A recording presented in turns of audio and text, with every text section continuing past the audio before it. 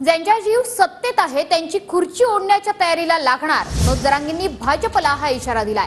मराठ्यांविरोधात बोलणाऱ्यांचा बंदोबस्त करणं आता गरजेचं असल्याचं मनोज जरांगेंचं म्हणणं आहे. तर जरांगेंनी काय ठेका घेतलाय का? हिम्मत असेल तर राजकारणात ये. प्रसाद लाड यांनी मनोज जरांगेंना हे आव्हान दिलंय.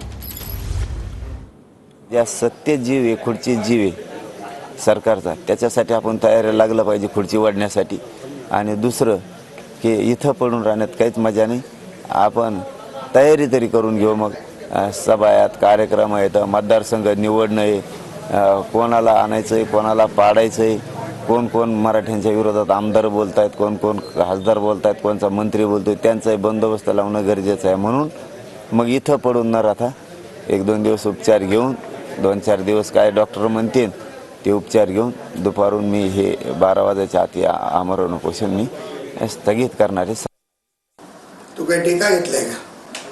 कोण निवडून यायचं आणि कोणाला पाडायचं त्याचं? एवढी हिंमत आहे तर राजकारणात ये, लढव निवडणूक, कर उभे 288.